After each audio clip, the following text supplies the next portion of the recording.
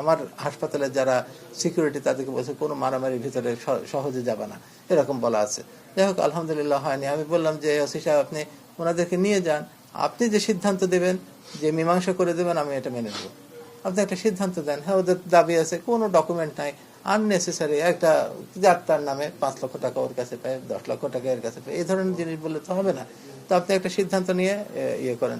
পরে অনেক কষ্টে তাদেরকে থানায় নিয়ে তারপরে একটা সেটেল ডাউন করছে, যে 2 দিন টাইম দিছে, যে 2 দিনের ভিতরে একটা ফয়সলা করবে। এই সেই ফয়সলা হয়নি এখনো।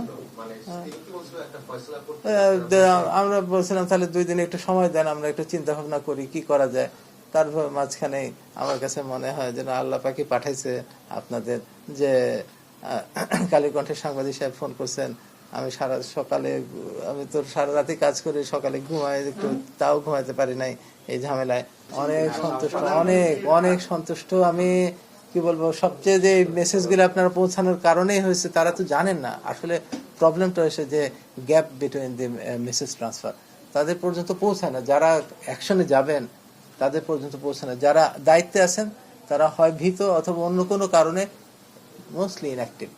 আমি আর্মির ইয়েতে জানাইছিলাম, 30 তারিখে করার পরে আমি ভাবলাম যে লোকাল আর্মির যে ক্যাম্প আছে ওখানে গিয়ে অভিযোগ করে আসছি। তো পরে যখন এই যে এই ইনসিডেন্সের সময় আবার আমি তাদেরকে ফোন দিছি, তারা অত অ্যাক্টিভ না। এখন আর্মি বোধহয় একটু, আমি অত তো আপনারা ভালো জানেন যে আর্মি আমার বন্ধু ছিলেন ব্রিগেডিয়ার জেনারেল, তাকে ফোন দিছিলাম। ফোন দিলেও আর্মি অনেক পরে আসছে, অবশ্য অনেক পরে আসছে বিকালের দিকে। তো এরকম আর্মিরা ওরকম অ্যাক্টিভ না। আচ্ছা, পুলিশ সে কিন্তু সরাসরি আমার কাছে কখনো আসতো না। আসতো অফিসে, আসতো, ওদেরকে বলতো এই যে 4 নম্বর রোডে, চিনে অবশ্য অনেকে, ওনাদের সবাই চেনে, যে ও তো ভালো ছেলে না, বলতো আমাকে যে ও ছেলেটা ভালো না। এই যে স্বপন ভাইকে, আমি স্বপন ভাইকে চিনতাম, স্বপন ভাইকে ফোন দিতাম। আরিফ আনোয়ার স্যার আছেন অর্থোপেডিক্সে, উনিও বিএনপির একজন নেতা, তো ওনাকে আমি ফোন দিয়েছিলাম, উনিও বলছেন যে ছেলেটা ভালো না, এই ছেলেটা কাউকে মানে না, এরকম বলে। হ্যাঁ, ও বলতো যে যুব দলের কি বলতো যেন, কি যেন বলতো আর কি, আমার মনে থাকে না এগুলো। এবং সে বলে যে আমি অনেক বড়, আমি এবার কমিশনার পদপ্রার্থী। মানে কমিশনার পদপ্রার্থী তো অনেক বড় পোস্টেই হয় বোধ হয়, তাই না? না, আর তো নাই আপডেট। কালকে রাত্রে আমি যখন, আপনারা যে রাত্রে নিউজটা হবে আমি জানতাম না, আমি ভাবছি বোধহয় পরে হবে। তবে তো এটা হয়ে যে এত ইয়ে হয়েছে, পরে রাত্রে যখন ওনারা আসছেন তখন আমি আশ্বস্ত হলাম যে না, ব্যাপারটা বেশ সিরিয়াস। এবং ওনারা একজন ডিজিএফআই একজন উচ্চপদস্থ কর্মকর্তাকে ফোন করলেন এবং আমার সঙ্গে কথা বললেন। উনি বললেন তো যে আমরা অতি দ্রুত তাকে অ্যারেস্ট করে ফেলবো, এরকম। এবং সে আর এদিকে আলহামদুলিল্লাহ আমার কাছে মনে হয় যে আপনার যে এই যে আসলে জনগণের শক্তিটা আলাদা শক্তি। জনগণ যে ইয়েটা করেছে, এটা আলাদা শক্তি। এটার থেকে নোবডি ক্যান মানে ডু এনিথিং। মানে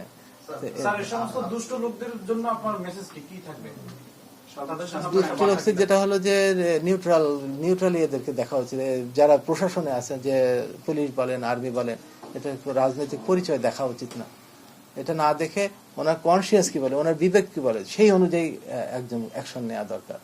যে এটাতে, এবং তাদের সেই রকম যদি নেয়, ওনারা ভয় পান কিনা আমি জানি না, যে আমার এখান থেকে পোস্ট চলে যাবে কিনা, এরকম হয়তো আমি জানি না কিসের কারণে করতে চান না, একটু দ্বিধান্বিত আমার কাছে মনে হয়েছে।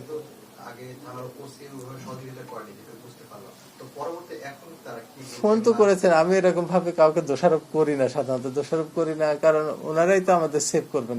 পরে আবার যদি কোনো ইনসিডেন্স হয় ওনারাই সেভ করবেন। আমি দোষারোপ না, ওনারা যদি আরো একটু ফ্রিলি কাজ করতে পারেন কিনা, বা কি কারণে যে ওনারা একটু আরো অ্যাক্টিভলি কাজ করতে। একজন পুলিশ, আগে কি হয়েছে, একজন পুলিশ আসলে সবাই ভীত হয়েছে।